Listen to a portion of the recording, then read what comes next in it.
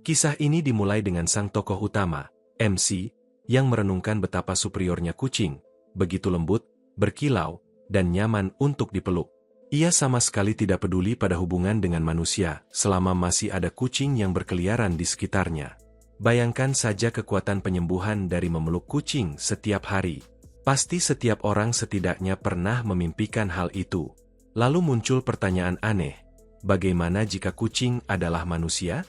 Adegan pun beralih ke masa kecilnya, saat seorang anak berusaha menangkap kucingnya yang ia panggil Meachon untuk dipeluk dan menghirup aroma khasnya yang tak tertahankan. Ternyata sang MC sedang memimpikan masa kecilnya. Ketika ia membuka mata, ia mendapati dirinya tidur di samping seorang wanita cantik berambut hitam. Terkejut setengah mati, ia sampai terjatuh dari tempat tidur. Setelah menenangkan diri, ia bertanya siapa gadis itu. Sambil mengusap matanya, gadis itu mengoceh tentang sesuatu yang mereka lakukan bersama, sempat menimbulkan kesalahpahaman, tetapi dengan santai ia meluruskannya sebelum situasi menjadi semakin canggung. Saat melihat jam, ia sadar waktu sudah menunjukkan pukul 7.30 pagi. Ia pun buru-buru bersiap ke tempat kerja dan berkata pada gadis itu bahwa mereka akan membicarakan semuanya setelah ia pulang. Gadis itu kebingungan, merasa ia terlalu ceroboh meninggalkan rumah dalam situasi seperti ini. Di tempat kerjanya, sebuah supermarket lokal, ia menerima telepon dari salah satu pegawainya, Suzuki, yang mengatakan bahwa anaknya demam dan ia perlu izin sehari untuk merawatnya.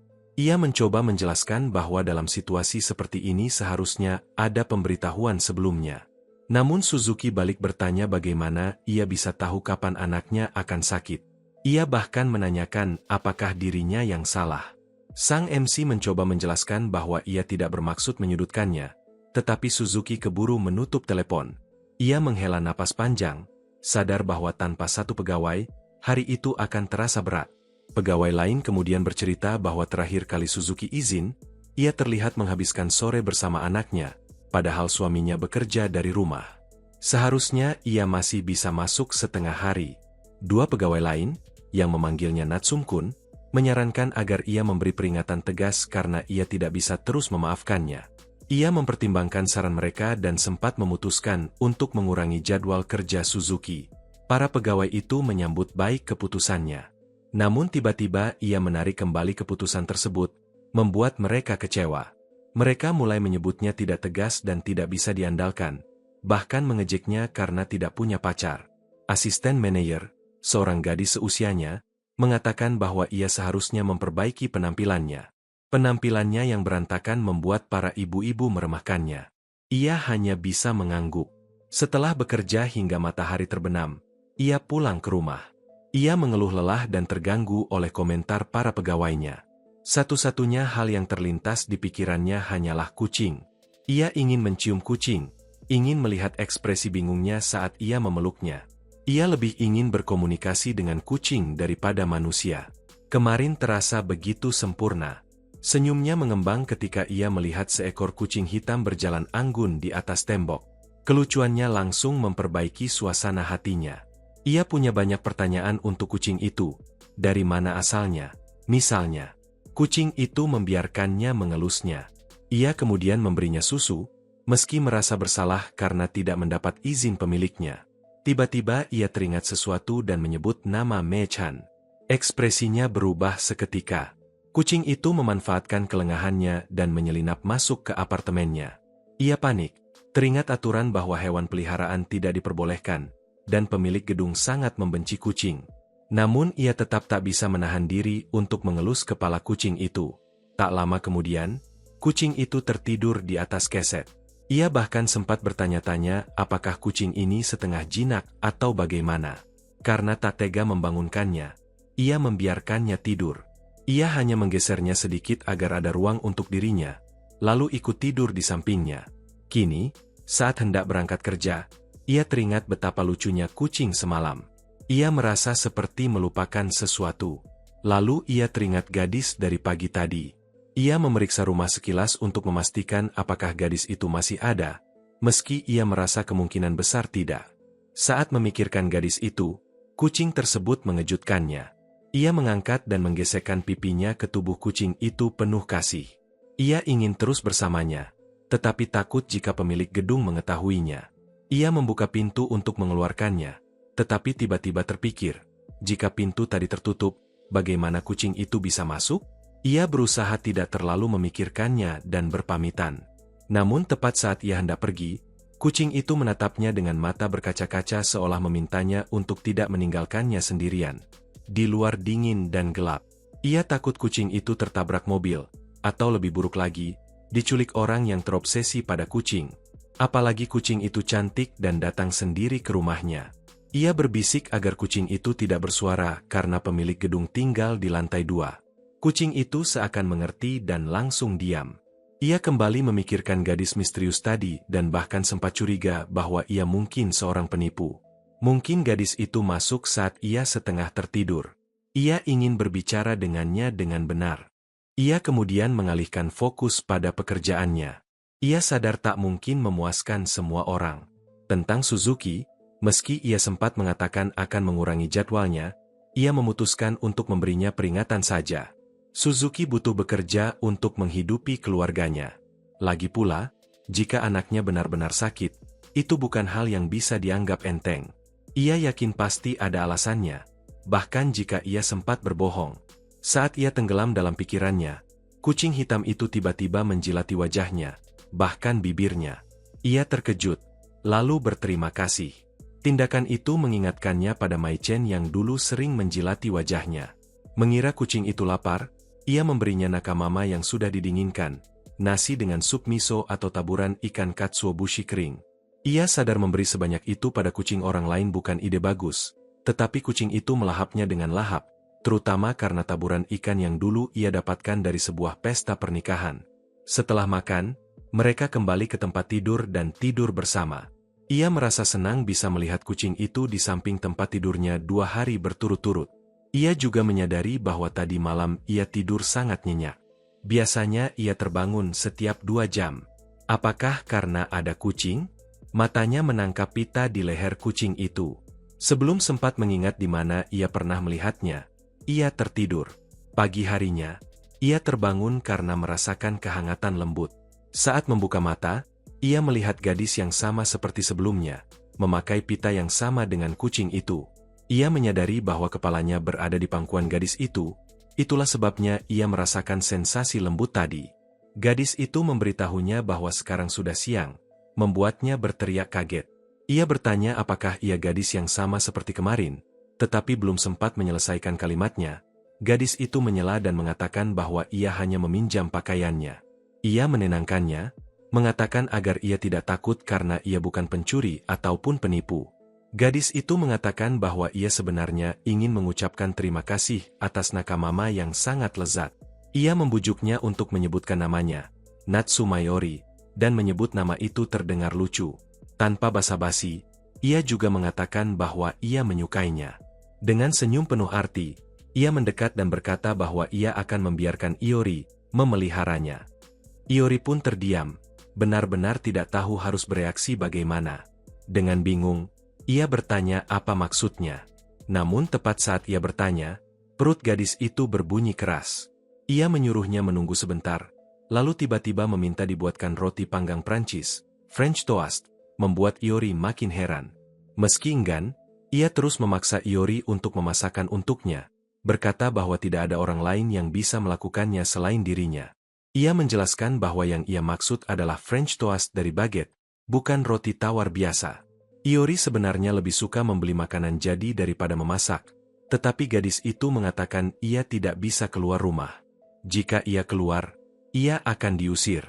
Saat Iori memahami maksudnya, ekspresinya berubah. Gadis itu menatapnya dan mengatakan bahwa ia sangat berterima kasih. Beberapa waktu kemudian, saat Iori pulang membawa bahan-bahan, ia bertanya-tanya kenapa ia melakukan semua ini untuk gadis asing yang tinggal di rumahnya. Menurutnya, gadis itu memiliki harga diri yang tinggi, tetapi entah kenapa ada sesuatu dalam dirinya yang sulit untuk ditolak. Saat melewati sebuah toko roti, ia menyadari sudah lama ia tidak mampir ke sana. Ketika melihat pantulan dirinya di kaca, ia terkejut karena lingkaran hitam di bawah matanya telah hilang. Itu membuktikan bahwa dalam 2 hari terakhir, ia benar-benar tidur nyenyak. Selama ini, Stres pekerjaan dan hilangnya kehadiran Mai Chen yang dulu menenangkannya membuatnya menderita insomnia berkepanjangan. Ia juga menyadari bahwa ia mungkin terlihat aneh berdiri terlalu lama di depan etalase toko roti. Bahkan para pegawai di dalam tampak sedikit takut padanya. Ia segera masuk, membeli baget, lalu pergi. Sesampainya di rumah, ia menyiapkan French toast untuk gadis itu, lengkap dengan salad dan sup. Ia meminta pendapatnya karena ia sudah berusaha keras memasaknya. Seperti yang diduga, gadis itu memujinya. Iori mengatakan bahwa ia memang suka memasak sejak kecil dan cukup pandai melakukannya. Ia juga mengaku sering membeli bahan makanan terlalu banyak, dan karena gadis itu terlihat sangat lapar, ia akhirnya memasak dalam porsi besar. Sambil mengacak rambutnya, gadis itu mengatakan naluri pemilik dalam dirinya mulai muncul. Ia berterima kasih atas makanan itu. Saat ia hendak menyantapnya, Iori melihat pita merah di leher gadis itu. Ia merasa pernah melihatnya sebelumnya, dan tiba-tiba ia teringat bahwa pita itu sama seperti yang dipakai kucing hitam itu. Kesadaran langsung menghantamnya. Ia segera bertanya bagaimana gadis itu tahu tentang Niko Mama. Ia juga menyinggung bagaimana ia tiba-tiba muncul di rumahnya 2 hari lalu akhirnya menanyakan siapa dirinya sebenarnya. Dengan tenang, gadis itu mengatakan bahwa ia adalah kucing hitam yang masuk ke rumahnya 2 hari lalu. Iori terdiam, benar-benar terkejut. Gadis itu menambahkan bahwa ia heran Iori belum pernah mendengar cerita tentang gadis kucing, makhluk yang hidup sebagai manusia di siang hari dan berubah menjadi kucing di malam hari. Saat Iori mempertanyakan apakah hal seperti itu mungkin, ia mengakui bahwa memang terdengar seperti legenda urban, tetapi ia bersikeras bahwa itu nyata. Ia juga mengatakan bahwa tidak banyak yang seperti dirinya. Karena mereka berubah menjadi kucing di malam hari, mereka harus menghindari terlihat orang lain. Ketika matahari terbit, mereka kembali menjadi manusia. Ia menjelaskan bahwa saat berubah menjadi kucing, ia tentu tidak mengenakan pakaian. Itulah sebabnya keesokan paginya ia dalam keadaan tanpa busana. Itu pula alasan ia tidak bisa meninggalkan rumah Iori sehari sebelumnya. Ia juga merasa senang karena hari ini Iori libur kerja. Iori berpikir mungkin ia sedang dikerjai, tetapi ia juga mulai bertanya-tanya, apakah ada sesuatu yang tidak bisa gadis itu ceritakan pada orang lain. Tiba-tiba gadis itu menyuapinya menggunakan sendok yang sama dengan yang ia pakai, membuat Iori tersipu dan salah tingkah. Setelah menyuapinya, ia menyuruh Iori ikut makan, lalu menyerahkan garpunya kepadanya. Dia mengatakan bahwa selain cerita tentang dirinya sebagai gadis kucing, ia tidak berpikir gadis itu bisa tinggal di sana. Saat gadis itu bertanya alasannya, ia menjelaskan bahwa ia sedang tinggal di rumah seorang pria lajang, yang berbahaya dalam tingkat yang sama sekali berbeda. Mungkin ada saat-saat ketika ia tidak bisa pulang ke rumah, dan dengan mempertimbangkan hal itu, akan lebih baik jika ia tinggal di rumah seorang perempuan. Setelah mendengar alasannya, gadis itu menyeringai lalu tertawa lepas sambil menyebutnya pria yang baik. Ia kemudian menyebutkan alasan-alasan yang biasanya digunakan, seperti keterbatasan tempat tidur, biaya hidup yang tinggi, atau betapa aneh dan mengganggunya melihat seekor kucing berubah menjadi seorang gadis. Ia bergumam bahwa ia sama sekali tidak merasa jijik padanya. Gadis itu tersenyum dan mengatakan bahwa ia ingin tinggal bersamanya, bahwa ia adalah gadis yang baik, dan mereka sudah makan serta tidur bersama. Dengan santai, ia menyebutkan tujuannya, yaitu untuk meningkatkan kualitas hidupnya. Wajahnya memerah saat gadis itu mendekat, dan jantungnya berdetak kencang seperti jarum jam yang terus berdetak. Sambil menyingkirkan rambut dari matanya, gadis itu berkata bahwa langkah yang tepat untuk memulai adalah dengan memotong rambutnya. Beberapa waktu kemudian, ia mulai memotong rambut Yuri yang berantakan, yang menurutnya pasti sudah lama mengganggunya. Yuri meminta maaf atas rambutnya yang tidak terurus dan bertanya-tanya bagaimana bisa menjadi seperti itu. Ia teringat bahwa Taguchi juga pernah mengatakan hal yang sama tentang penampilannya, lalu bertanya apakah gadis itu benar-benar berniat memotong rambutnya. Gadis itu memintanya untuk tidak khawatir, tetapi yang membuatnya gelisah adalah jarak mereka yang terlalu dekat. Lalu gadis itu mengungkapkan sesuatu yang mengejutkan, bahwa ia sebenarnya belum pernah memotong rambut siapapun sebelumnya, membuatnya terdiam kecewa sejenak. Setelah rambutnya menjadi berantakan akibat ulahnya, ia akhirnya pergi ke tukang cukur sungguhan untuk merapikan rambutnya. Setelah mendapatkan potongan rambut baru yang lebih rapi, ia pergi ke supermarket besar. Di sana, ia bertemu dengan Taguchi. Taguchi juga terkejut melihatnya, karena seharusnya hari itu adalah hari liburnya. Ia menjelaskan bahwa Shima, karyawan paruh baya berambut pirang yang pernah menyebutnya pengecut, menghubunginya mengenai Suzuki yang tiba-tiba mengambil cuti mendadak. Taguchi terheran-heran karena Suzuki benar-benar melakukan apa saja sesukanya. Suzuki sudah mengambil cuti tanpa banyak diketahui orang. Ketika Taguchi bertanya apakah ia datang untuk menggantikan, ia mengatakan bahwa ia tidak memiliki rencana apapun, jadi ia bisa menyerahkan keputusan itu padanya. Taguchi menyuruhnya pulang saja dan meyakinkannya bahwa ia akan menangani pekerjaannya sendiri. Ia merasa itu tidak adil, apalagi Taguchi juga sedang libur. Namun Taguchi tetap bersikeras akan menggantikan Suzuki. Ia pun bertanya mengapa ia begitu ingin melakukannya. Taguchi menjawab singkat, tanpa alasan khusus. Ia hanya merasa ia terlihat sedikit lebih baik, itu saja. Kata-katanya membuatnya terkejut dan salah tingkah. Ia kembali menerima pujian tentang rambut barunya dari karyawan lain. Saat pulang ke rumah, ia disambut oleh gadis kucing itu. Melihatnya berbaring dengan nyaman di sofa justru membuatnya merasa canggung. Gadis itu berkomentar bahwa memotong rambut adalah langkah yang bagus, meskipun sebelumnya ia sudah memotong sebagian besar rambutnya dengan ceroboh. Ia meliriknya tajam dan mengingatkannya bahwa dialah yang merusaknya sejak awal. Setelah mengamatinya dari ujung kepala hingga kaki, gadis itu mengatakan bahwa ia terlihat lebih baik dibandingkan kemarin. Mungkin karena ia akhirnya makan dengan layak dan tidur cukup. Karbohidrat memberinya energi, dan makanan manis membantunya rileks. Ia bertanya-tanya apakah roti panggang Prancis itu sebenarnya dibuat untuknya, tetapi dengan santai gadis itu mengatakan semuanya memang untuk dirinya sendiri. Ia hanya ingin memakannya. Jawabannya yang tanpa rasa bersalah membuatnya kesal. Ia mulai menggerutu tentang betapa arogan dan tidak tahu dirinya gadis itu, lalu tiba-tiba berhenti. Saat itulah ia menyadari sesuatu. Gadis itu benar-benar seperti seekor kucing. Setelah jeda singkat, ia menatapnya dan menanyakan namanya. Gadis itu naik ke atas tubuhnya, mendekat, lalu berbisik lembut, "Mei-chan." Ia tertegun, terpukau oleh wajahnya yang lembut. Namun tiba-tiba, tepat di depan matanya, gadis itu berubah menjadi seekor kucing. Waktunya memang tidak seperti yang ia bayangkan, tetapi ia tidak terkejut ataupun mundur. Dengan tenang ia menyaksikan kucing itu meloncat ke arahnya dan mulai menjilati wajahnya dengan intensitas yang mengejutkan. Tanpa berpikir panjang, ia memeluk tubuh kecil yang hangat itu. Sejak dulu ia memang lemah terhadap kucing berbulu hitam legam, dan yang satu ini pun bukan pengecualian. Yuri larut sepenuhnya dalam momen itu ketika Mei-chan dengan nakal mulai menggigit jari-jarinya. Ia menyeringai, setengah tertawa dan setengah mengeluh karena perihnya. Lalu dengan santai menyodorkan tangan satunya agar seimbang. Peringatannya bahwa tangannya bukan mainan sama sekali tidak dihiraukan. Mei-chan tetap tak kenal ampun. Sudah lama ia tidak dicakar atau digigit, tetapi meski terasa perih, anehnya ia justru merasa puas dan tenang.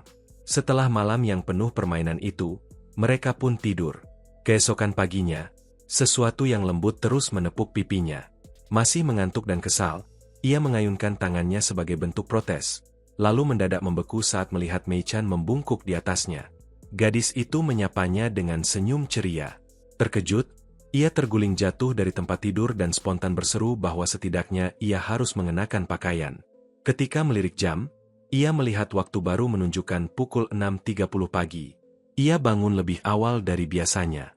Saat ditanya mengapa harus membangunkannya, Mei-chan hanya mengatakan bahwa ia lapar. Ia menggerutu bahwa biasanya ia bangun pukul 7 dan bahkan sering melewatkan sarapan. Gadis itu hanya mengangkat bahu, tetap bersikeras bahwa perutnya kosong. Dengan kesal ia menunjuk ke arah kulkas, mengatakan ada roti di sana, lalu kembali menyelimuti dirinya. Tidak puas, Mei-chan dalam wujud manusia tiba-tiba menerjangnya dan mulai menggigit lagi sebagai bentuk protes, menuntut makanan yang layak. Kemudian, saat menyajikan makanan untuknya, Iori menyinggung soal gigitan tadi. Mei-chan menjelaskan bahwa ia tidak punya pilihan karena ia tidak juga bangun. Di sela-sela suapannya, ia bertanya apakah ia sadar bahwa dirinya terjaga sepanjang malam, berjalan-jalan hingga matahari terbit. Itulah sebabnya ia selalu kelaparan di pagi hari. Ia tidak pernah mengetahui hal itu sebelumnya. Sebenarnya, ia bahkan berencana tidur sampai pukul 10. Mei Chan bertanya apakah bangun lebih awal bukanlah hal yang baik, karena sekarang ia justru makan sarapan yang lebih sehat dari biasanya. Dengan riang, ia melanjutkan makan. Dari sudut pandang Iori, Mei Chan adalah gadis yang egois dan bergerak sepenuhnya mengikuti ritmenya sendiri. Manusia di siang hari dan kucing di malam hari, ia benar-benar definisi gadis kucing. Ia tidak pernah setuju membiarkan seorang manusia tinggal bersamanya. Memang, Mei Chan dalam wujud kucing terasa berbeda, tetapi pada akhirnya ia adalah makhluk yang sama dalam tubuh manusia. Ia sempat menggerutu pelan, namun Mei Chan yang mendengarnya langsung mengingatkan bahwa kucing dan gadis adalah satu kesatuan. Melihat sikapnya yang berbeda terhadap wujud manusianya, Mei Chan menggodanya. Belum lama ini ia begitu senang bermain dengannya, bahkan saat dicakar dan digigit.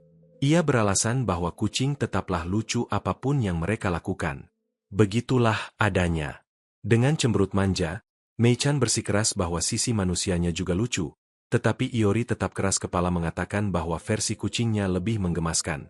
Terhibur, Mei Chan semakin gemar menggodanya. Pembicaraan berubah ketika ia menanyakan tentang pita yang dikenakannya, bertanya-tanya apakah ia memiliki pemilik. Mei Chan menjelaskan bahwa pita itu bukan aksesori hewan peliharaan, melainkan perlindungan agar ia tidak dibawa ke tempat penampungan. Sebelum ia sempat bertanya lebih jauh, bel pintu berbunyi. Di depan pintu terdapat sebuah paket tanpa nama pengirim yang jelas, tetapi ditujukan kepadanya. Mei Chan muncul di belakangnya dan langsung berasumsi bahwa paket itu miliknya, lalu membukanya tanpa ragu. Ia mempertanyakan mengapa paket itu dikirim ke alamatnya. Dengan santai ia menyuruhnya tidak memikirkan detailnya, bahkan bercanda menawarkan pakaian dalamnya sehingga mereka sempat tertawa bersama. Namun ekspresi Iori segera berubah serius. Ia mengingatkannya bahwa ia hanya tinggal sementara. Begitu ia menemukan tempat lain, ia harus pergi. Mei Chan hanya menjawab singkat tanpa banyak perhatian, seolah-olah tidak benar-benar memedulikan kata-katanya. Bel pintu kembali berbunyi. Kali ini yang datang adalah pemilik gedung. Iori yang tidak siap langsung terlihat gugup saat menyapanya. Tanpa banyak basa-basi, sang pemilik meminta tolong agar Iori mengajak anjingnya, Tetsuo, berjalan-jalan. Sebagai pecinta kucing yang juga menyukai hewan pada umumnya, Iori secara refleks mengelus kepala anjing itu dan menyadari sudah lama ia tidak melakukannya. Rupanya, sejak kemarin punggung pemilik gedung kembali kambuh. Ia diminta membawa Tetsuo ke taman ketiga yang letaknya cukup jauh. Sekalian saja, ia juga diminta mengantarkan pemberitahuan kepada Takahashi dan menyiram tanaman setelahnya. Dari balik pintu, Mei Chan mengintip dan berkomentar bahwa ia benar-benar sedang dimanfaatkan. Sebelum pergi, pemilik gedung teringat pernah mendengar suara kucing 2 hari lalu. Ia bertanya apakah suara itu berasal dari apartemen Iori. Jantung Iori serasa berhenti sesaat, tetapi ia berhasil menjawab bahwa itu pasti kucing liar. Setelah Tetsuo diserahkan kepadanya, Iori menyuruh anjing itu menunggu sementara ia mengambil jaketnya. Namun saat berbalik, Mei Chan sudah keluar dan jelas berniat ikut. Ketika ia mengingatkannya tentang larangan keluar di siang hari, Mei Chan berargumen bahwa hari masih terlalu pagi sehingga tidak masalah. Ia bahkan melempar jaket ke wajahnya dan menyuruhnya bergegas. Dalam perjalanan, Mei Chan menyinggung betapa mudahnya ia menerima semua permintaan tadi. Ia bertanya apakah hal seperti itu sering terjadi. Iori menjelaskan bahwa itu bukan kebiasaan, tetapi sejak ia pernah sekali mengajak Tetsuo berjalan, punggung pemilik gedung selalu, kebetulan, sakit.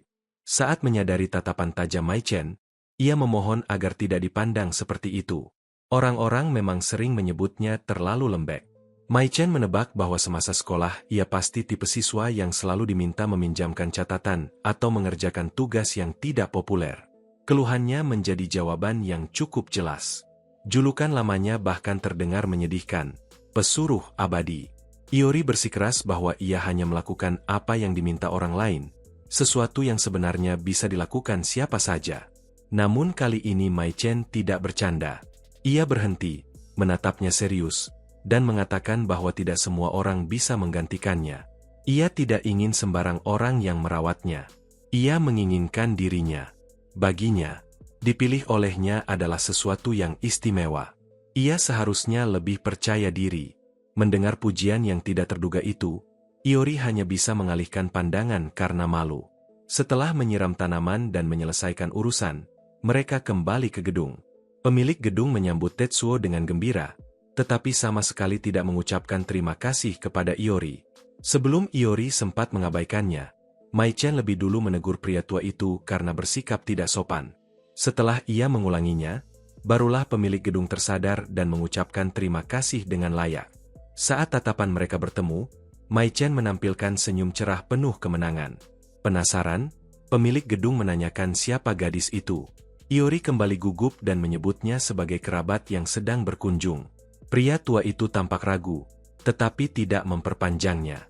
Begitu masuk ke dalam apartemen, Mai-chan langsung melompat ke tempat tidur dan mengumumkan bahwa ia akan tidur, sementara Iori harus berangkat kerja. Sebelum pergi, ia menyuruhnya setidaknya berguna jika memang ingin menginap semalam lagi, mungkin menjemur futon atau memasak makan malam. Keheningannya sudah menjadi jawaban. Ia sama sekali tidak berniat melakukannya. Meski begitu, Iori tidak bisa menyangkal bahwa kucing memang tetap terlihat menggemaskan saat bertingkah tanpa rasa malu. Meskipun dalam wujud manusia hal itu terasa berbeda. Sore harinya, ia pulang dan disambut Mai-chan dalam wujud kucing. Naluri pecinta kucingnya langsung muncul. Ia berusaha memeluknya. Namun Mai-chan dengan lincah menghindar dan menuntunnya ke arah meja dapur. Di sana, ia menemukan secarik catatan kecil yang ditempel rapi di atas permukaan meja. Di meja dapur, Iori menemukan secarik catatan kecil yang jelas ditulis oleh Mai-chan dalam wujud manusianya. Isinya memuji dirinya karena sudah menjaga dapur tetap bersih. Dalam wujud kucing, ia mengibaskan ekornya dengan bangga, seolah menegaskan bahwa pujian itu tulus. Di sampingnya ada catatan lain yang memuji masakannya dan dengan santai menanyakan menu sarapan untuk esok hari. Di meja ruang tamu, terdapat catatan ketiga. Kali ini tulisannya lebih singkat namun langsung mengenai sasaran. Ia menyukai betapa baik hatinya dirinya. Wajah Iori langsung memerah membaca kalimat itu. Seakan ingin membuktikan isi catatan tersebut, Mai-chan menggesekkan tubuhnya dengan manja ke arahnya. Dengan pipi yang masih memanas, ia akhirnya mengakui dalam hati bahwa sisi manusia Mai-chan mungkin tidak seburuk yang ia kira. Setiap malam, Mai-chan memulai rutinitasnya dengan berjalan pelan di bawah langit berbintang. Begitu matahari terbit, tubuhnya kembali berubah menjadi manusia. Ia mengambil kemeja dari lemari Iori, mengenakannya, lalu menyelinap ke tempat tidur di sampingnya. Pagi pun datang bersama suara ribut yang sudah mulai terasa biasa. Suara Iori terdengar penuh frustrasi saat ia menyadari Mai-chan kembali menyusup ke tempat tidurnya. Masih setengah tertidur, gadis itu menggerutu. Heran bagaimana ia bisa begitu bersemangat sepagi itu. Iori menunjuk kantong tidur yang telah ia siapkan malam sebelumnya, mengingatkannya bahwa itu memang diperuntukkan baginya. Terbayang kembali bagaimana semalam ia mengobrak-abrik lemari dan menemukan kantong tidur lama yang ditinggalkan seorang teman. Ia tidak pernah menyangka benda itu akan berguna, dan entah mengapa merasa lega karena dulu tidak membuangnya. Saat ia membentangkannya, ia sempat melihat Mai-chan menguleni kainnya seperti kucing sungguhan, pemandangan yang tanpa sadar membuatnya tersenyum. Ia sudah menjelaskan bahwa dalam wujud kucing, Mai-chan bebas tidur di atas tempat tidur. Namun jika sudah berubah menjadi manusia, kantong tidur adalah aturan yang tidak bisa ditawar. Kembali ke masa kini, Mai-chan hanya mengangkat bahu, mengingatkannya bahwa ia tidak pernah menyetujui aturan itu. Bahkan dengan santai ia menyarankan agar justru Iori yang tidur di dalam kantong tersebut. Ketika ia menegaskan bahwa ini rumahnya, Mai-chan menepisnya. Tempat tidurnya cukup luas, dan seharusnya ia bersyukur karena seorang gadis cantik bersedia berbagi tempat dengannya. Iori langsung membantah, mengatakan ia sama sekali tidak merasa bersyukur dan tidak butuh ia berbicara seolah mewakilinya. Sebenarnya, jauh di dalam hati, ia hanya kewalahan. Mai-chan tampak sama sekali tidak tahu malu dan tidak menyadari betapa cerobohnya sikapnya. Namun mungkin itu hanya sisi kucingnya yang berbicara. Tiba-tiba Mai-chan menunjukkan sikap kekanak-kanakan. Iori mengernyit dan tanpa sengaja mempertanyakan usianya. Dengan santai ia menjawab bahwa ia berusia 17 tahun. Ia juga sedang cuti, jadi tidak ada yang perlu dikhawatirkan. Iori langsung terdiam, lalu dengan nada lebih tegas memperingatkannya bahwa jika ia menyelinap ke tempat tidurnya lagi, ia harus pergi tanpa kesempatan kedua. Mai-chan terlihat benar-benar bingung. Beberapa saat lalu ia diterima tidur di tempat tidur dalam wujud kucing, tetapi sekarang diperlakukan seperti penyusup. Ia menyoroti standar ganda itu. Dalam wujud kucing, ia bahkan rela menyerahkan bantalnya. Namun sebagai manusia, ia tidak diizinkan berbagi tempat tidur. Iori berkilah bahwa kucing itu berbeda, menggemaskan dan tidak menimbulkan persoalan hukum. Ketika Mai Chen bertanya apakah dirinya sebagai manusia tidak menggemaskan juga, ia menghindari pertanyaan itu dengan mengatakan bahwa itu bukan inti masalahnya. Dengan kesal, Mai Chen bergumam bahwa ia jelas gadis yang imut meskipun ia menolak mengakuinya. Untuk mengalihkan suasana, Iori setengah bercanda mengancam bahwa jika ia terus bersikap seperti itu, ia hanya akan mendapat roti untuk sarapan. Tanpa gentar, ia memanggil namanya dengan nada manis dan meminta dibuatkan Neko Mama sebagai gantinya. Dan seperti biasa, pada akhirnya Iori tetap menuruti permintaannya sebelum berangkat kerja. Di supermarket, ia teringat kembali betapa beraninya Mai Chen menuntut menu itu pagi tadi. Baginya, gadis itu adalah perwujudan murni dari kepercayaan diri yang nyaris terasa seperti kesombongan. Saat makan siang, ia menyantap onigiri sederhana berisi ikan kering dan keju, dibuat dari sisa Neko Mama. Sederhana, tetapi cukup memuaskan. Di tengah gigitan, ponselnya bergetar menerima pesan darinya. Bingung bagaimana Mai Chen bisa mendapatkan nomornya, ia tetap membukanya. Ternyata isinya adalah foto Mai Chen dalam wujud manusia. Ia mengernyit ketika melihat foto pertama yang dikirimkan kepadanya dalam wujud manusia dan langsung meletakkan ponselnya, tampak tidak tertarik. Namun saat pesan kedua masuk berisi foto Mai Chen dalam wujud kucing, senyum tipis langsung muncul di wajahnya. Tanpa ragu ia menyimpan foto itu dan membalas dengan stiker bergambar kucing mengacungkan jempol, merasa itu jauh lebih sesuai dengan seleranya. Tak lama kemudian, dua karyawan masuk ruang staf, salah satunya Taguchi. Mereka membicarakan sikat rambut baru yang baru tersedia di toko, murah, efektif, dan mampu membuat rambut tampak lebih berkilau. Aoi diam-diam tertarik, berpikir benda itu mungkin cocok untuk Mai Chen. Teman Taguchi tiba-tiba terkejut melihatnya sedang makan siang. Selama ini ia hanya pernah melihat Aoi minum air putih saat istirahat. Ditambah lagi, bekal yang ia makan tampak seperti buatan rumah. Dengan nada bercanda penuh kecurigaan, ia menyimpulkan bahwa mungkin ada seorang gadis yang datang menginap. Ia bahkan mengaku pernah melihat Aoi berjalan bersama seekor anjing dan seorang gadis berambut hitam yang sangat cantik. Komentar itu membuat suasana sedikit canggung. Aoi akhirnya menegaskan bahwa gadis itu bukan kekasih atau siapapun yang mencurigakan, melainkan seseorang yang sedang ia bantu. Meski begitu, rekan kerjanya tampak tidak sepenuhnya yakin, karena menurutnya gadis secantik itu sulit dipercaya hanya sekadar kerabat biasa. Sementara itu di rumah, Mai Chen sedang merajuk. Ia tidak habis pikir mengapa Aoi hanya menunjukkan antusiasme ketika ia berada dalam wujud kucing. Sepanjang hidupnya, ia selalu dipuji karena penampilannya, oleh teman, kenalan, bahkan orang asing. Namun bagi Aoi, wujud manusianya seolah tidak memiliki daya tarik yang sama. Dengan kesal, ia memutuskan membalasnya dengan menghabiskan semua camilan manis yang ia tahu disimpan Aoi untuk dirinya sendiri. Sore harinya, ketika Aoi pulang, ia mendapati Mai Chen tertidur pulas. Tubuhnya meringkuk di samping boneka. Kedua lengannya melingkar memeluknya dengan cara yang tampak polos dan menggemaskan. Pemandangan itu membuatnya berhenti sejenak. Ia duduk perlahan di sampingnya, tak mampu mengalihkan pandangan. Rambut hitam panjangnya terurai di atas bantal, berkilau lembut di bawah cahaya dan semakin menonjolkan kecantikannya. Ekspresinya melunak tanpa ia sadari. Melihatnya tidur membangkitkan rasa hangat yang tenang dalam dirinya, perasaan yang tidak ia duga sebelumnya. Hampir tanpa sadar, ia meraih beberapa helai rambutnya dan merapikannya perlahan dengan ujung jari, menyisirnya dengan hati-hati. Ia teringat betapa halus dan berkilau bulu Mai Chen saat dalam wujud kucing. Ada kemiripan yang membuatnya bertanya-tanya, seolah kedua wujud itu memang terhubung secara alami. Pikirannya melayang pada komentar rekan kerjanya yang menyebut gadis itu sangat cantik. Melihatnya sekarang, ia tak bisa menyangkalnya. Mai Chen memang memiliki kecantikan yang mencolok. Lalu kesadaran itu datang dengan keras.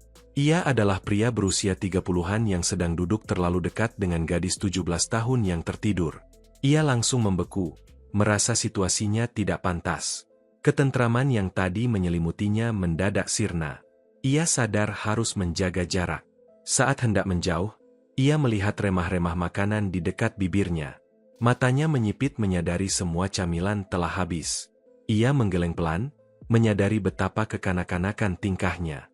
Tanpa ia ketahui, di balik selimut, Mei Chan sebenarnya tidak benar-benar tertidur.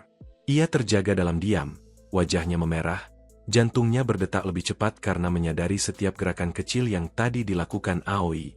Apa sebenarnya yang baru saja terjadi? Jantungnya berdebar kencang, wajahnya terasa panas. Ia tidak mengerti mengapa hanya karena satu kata sederhana itu perasaannya bisa melonjak begitu tinggi. Tepat ketika ia hendak bangkit dan memaksanya mengulanginya lagi, tubuhnya tiba-tiba bersinar. Pada saat yang paling tidak tepat, ia kembali berubah menjadi kucing. Iori langsung beralih ke mode pecinta kucing. Ia berjongkok dan menyiapkan susu untuknya seperti biasa. Sementara itu, di dalam hati, Mei Chan merajuk kesal pada timing yang buruk itu. Namun setidaknya ia mendengarnya. Ia akhirnya disebut imut.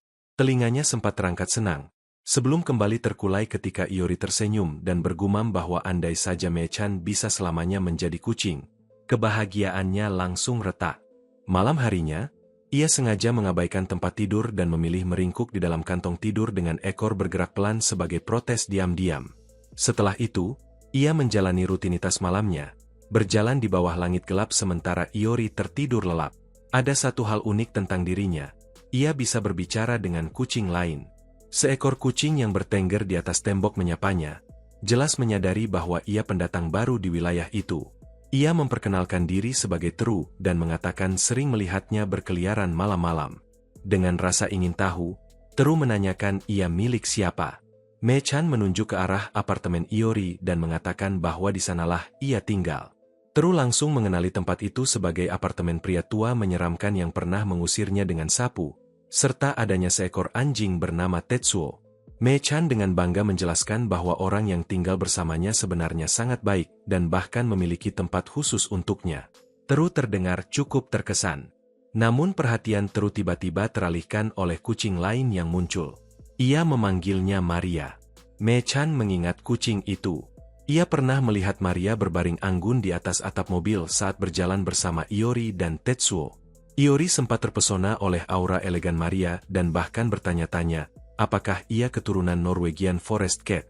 Ia beberapa kali mencoba mengelusnya, tetapi selalu ditolak. Meski begitu, jelas ia terpikat oleh kehadirannya. Teru menjelaskan bahwa Maria tinggal di rumah dekat situ, tetapi sering berkeliaran. Bahkan ia sendiri mengakui pesonanya. Senyum anggun Maria justru membuat Mei Chan kesal. Dalam pikirannya, dialah yang seharusnya paling imut di sini. Larut malam, Mei Chan kembali ke apartemen dan naik ke tempat tidur Iori, mengamatinya yang sedang tidur.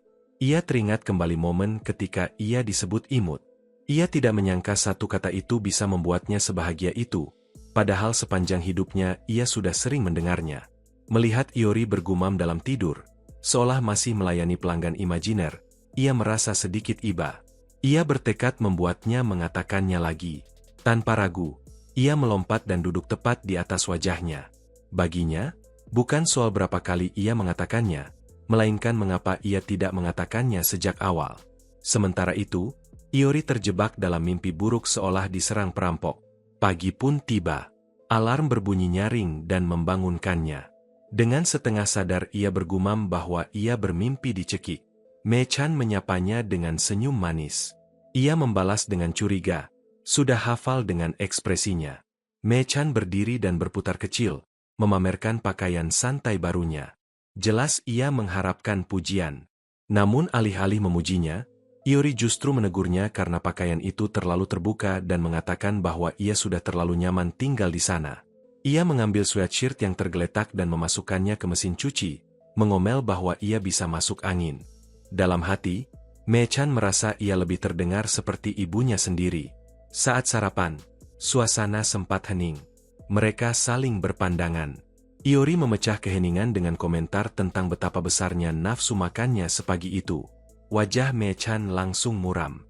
Ia jelas mengharapkan pujian, terutama satu kata tertentu. Setelah sarapan, Iori berangkat kerja.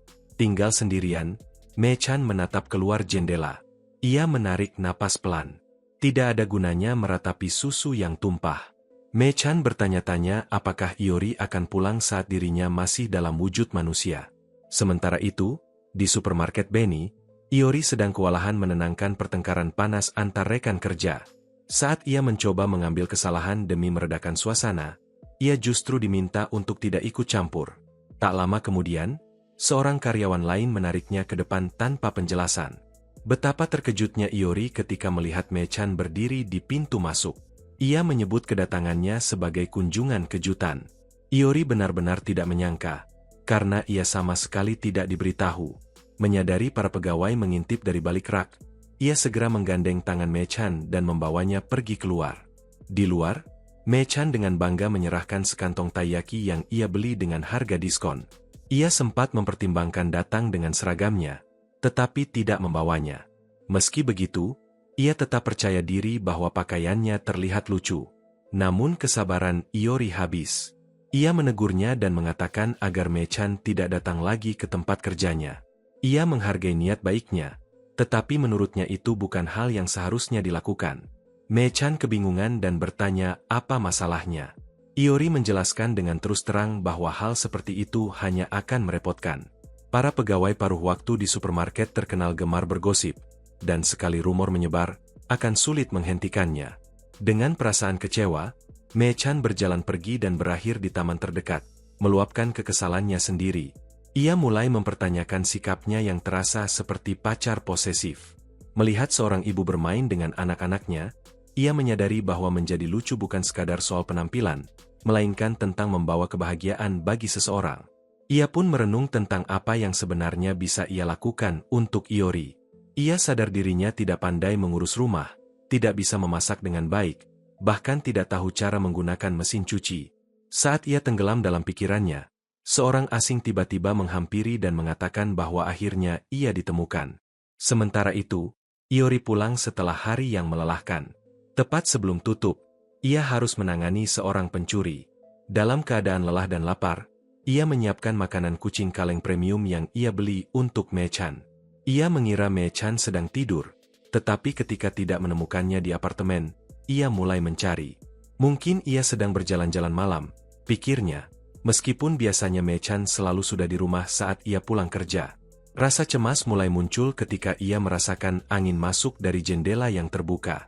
Mei-chan, yang biasanya selalu kembali untuk tidur bersamanya, belum pulang.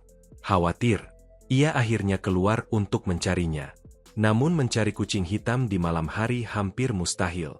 Setelah berkeliling tanpa hasil, ia menyerah dan kembali ke rumah. Ia mencoba meyakinkan diri bahwa ini mungkin hanya kejadian satu malam. Mungkin Mei-chan akan kembali esok hari, atau memang sudah terbiasa berjalan malam. Ia sadar sejak awal ia hanya mengizinkan Mei-chan tinggal di rumahnya, dan ia bebas pergi kapan saja jika menemukan tempat lain. Meski begitu, ada perasaan berat yang tak bisa ia abaikan. Karena gelisah, ia mencari di internet tentang alasan kucing berkeliaran di malam hari. Ia menemukan bahwa kucing yang tidak memiliki tempat aman di siang hari sering mencari perlindungan setelah gelap. Mungkin begitulah Mei-chan menemukan apartemennya dulu. Ia mencoba tidur, tetapi teringat kata-kata Mei-chan bahwa ia tidak menginginkan siapapun selain dirinya. Tak mampu terlelap, ia terjaga hingga akhirnya mendengar langkah kaki yang familiar. Ia langsung bangkit dengan jantung berdebar penuh kelegaan. Dari jendela, ia melihat Mei-chan masuk dalam keadaan lelah dan kusut. Iori segera mengambil handuk dan membersihkannya. Ia terkejut melihat bulunya rontok, tubuhnya dipenuhi daun, dan ada goresan cukup dalam di atas mata kanannya. Ia juga menyadari kaki depannya penuh luka dan bekas cakaran. Dengan hati-hati ia membersihkan lukanya, sambil bertanya-tanya apakah perlu membawanya ke dokter hewan. Tiba-tiba, di tengah sentuhannya yang lembut, Mei-chan berubah kembali menjadi manusia. Masih memegang kedua tangannya dengan wajah terpaku kaget, Aori mendengar Mei-chan tersenyum dan mengucapkan selamat pagi. Ia langsung salah tingkah melihatnya dalam wujud manusia, lalu berteriak menyuruhnya turun. Mei-chan membalas dengan kesal, mengatakan bahwa ia terlalu berlebihan, padahal dialah yang tadi menggendongnya. Setelah itu, Aori mengoleskan cairan disinfektan pada luka-lukanya. Mei-chan khawatir akan ada bekas luka tertinggal di wajahnya. Dari sudut pandang Aori, goresan di atas matanya cukup dalam bahkan untuk ukuran manusia. Ia bergumam bahwa dirinya tidak akan memaafkan si pembuat onar itu, dan Aori mendengarnya. Ia pun bertanya apa yang ia lakukan di luar, lalu menebak mungkin ia bertengkar dengan kucing lain. Mei-chan mengangguk, membenarkan dugaannya. Kilasan ingatan memperlihatkan Mei-chan mendatangi Maria dan menanyakan mengapa ia berada jauh dari rumah. Maria menepisnya, mengatakan itu bukan urusannya. Saat hendak pergi, mengira Mei-chan hanya kucing aneh, Mei-chan menghentikannya dan mengajaknya menemui pemiliknya, Aori, agar ia bisa membiarkan Aori mengelusnya. Maria kebingungan. Mei-chan menjelaskan bahwa Aori sudah beberapa kali mencoba mengelusnya, tetapi selalu ditolak, padahal perasaannya tulus. Maria mencibir, mengatakan tidak ada alasan membiarkan orang seperti itu menyentuhnya. Ketika Maria bertanya siapa sebenarnya yang dimaksud, Mei-chan mengingatkannya.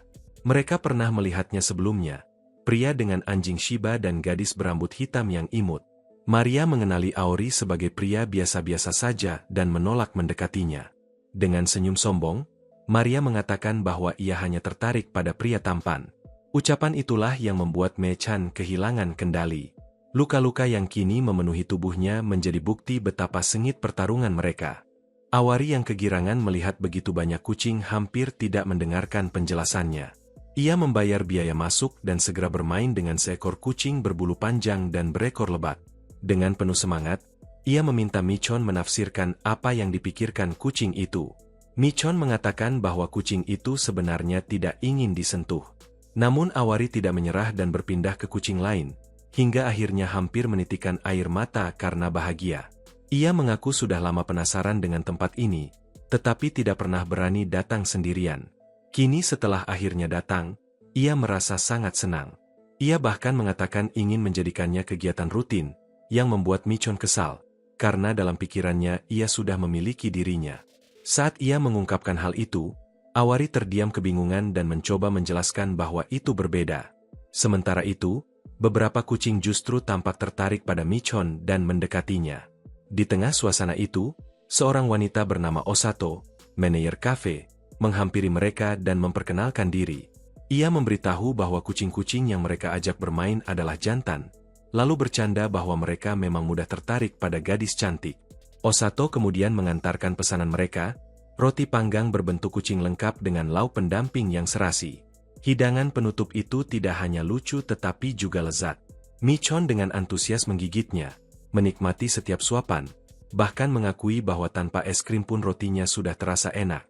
Osato berterima kasih dan dengan bangga mengungkapkan bahwa roti tersebut dibuat sendiri olehnya. Ia yang memanggangnya. Melihat betapa terampilnya Ahau menangani kucing-kucing di sana, Osato bertanya apakah ia memelihara kucing. Ahau mengangguk dan mengatakan bahwa ia memang punya. Osato langsung berkomentar bahwa ia terlihat seperti sudah berpengalaman. Dari caranya memegang dan berinteraksi dengan kucing, ia sudah menduga demikian. Dengan antusias, ia mulai menebak-nebak jenisnya, mungkin tabi coklat, calico, atau bahkan ras murni. Saat Ahau mengatakan bahwa kucingnya berwarna hitam, Osato menyebutnya indah. Ia lalu menambahkan bahwa kucing yang sekarang seperti kucing keduanya, sebuah komentar yang jelas tidak disukai Mei-chan. Ahau kemudian menunjukkan foto Mei-chan dalam wujud kucing. Osato langsung memuji bahwa ia sangat lucu. Ia terkejut melihat bahwa meskipun bulunya hitam, bantalan kakinya berwarna merah muda, menyebutnya sebagai ciri yang langka dan istimewa. Reaksinya yang berlebihan membuat Mei-chan bertanya-tanya dalam hati, apakah hal itu benar-benar selangka itu. Osato menyebut bahwa kucing Ahau terlihat seperti kebalikan dari kucing putih miliknya, lalu menunjukkan fotonya untuk dibandingkan. Keduanya pun mulai mengobrol dengan penuh semangat tentang kucing, dan suasananya terasa begitu alami meski mereka baru saja bertemu.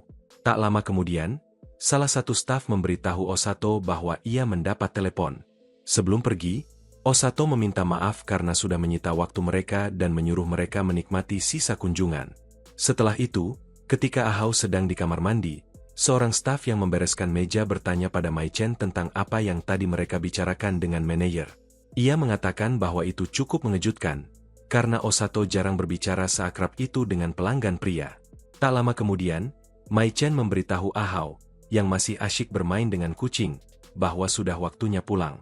Ia setuju dan bangkit. Saat mereka hendak membayar, Osato memanggil mereka karena ada sesuatu yang tertinggal. Ternyata itu pita yang selalu dipakai Mai Chen. Setelah mengambilnya kembali, Ahau mengucapkan terima kasih. Dengan senyum hangat, Osato mengundang mereka untuk datang lagi. Dalam perjalanan pulang, Ahau mengatakan bahwa kafe itu terasa seperti surga. Semua kucingnya menggemaskan, dan berada di tengah mereka sambil minum kopi adalah pengalaman terbaik. Dengan wajah penuh rasa cemburu dan kesal, Mai Chen menyinggung betapa menyenangkannya Ahau mengobrol dengan sang manajer. Ia mengakui bahwa memang menyenangkan, terutama karena mereka sama-sama menyukai kucing sehingga mudah untuk berbincang. Mendengar itu, Mai Chen teringat komentar staf tadi tentang betapa ramahnya Osato, terutama kepada Ahau. Sambil mendengarkannya terus memuji kucing-kucing di sana, Mai Chen menyadari sesuatu. Mungkin memang tidak ada orang jahat di dunia yang benar-benar mencintai kucing. Meski masih cemberut, ia mendengarkan saat Ahau menambahkan bahwa ia sebenarnya merasa tidak cocok berada di kafe yang begitu bergaya, dan bahwa sepenasaran apapun dirinya, ia tidak akan datang tanpa dirinya. Mendengar itu, Mai Chen terkejut oleh pujian tak langsung tersebut. Meski awalnya bersikap seolah biasa saja, senyum kecil akhirnya muncul di wajahnya, memperlihatkan betapa bahagianya ia di dalam hati. Walaupun sebenarnya Ahau tidak melakukan kesalahan apapun, ia memutuskan untuk memaafkannya.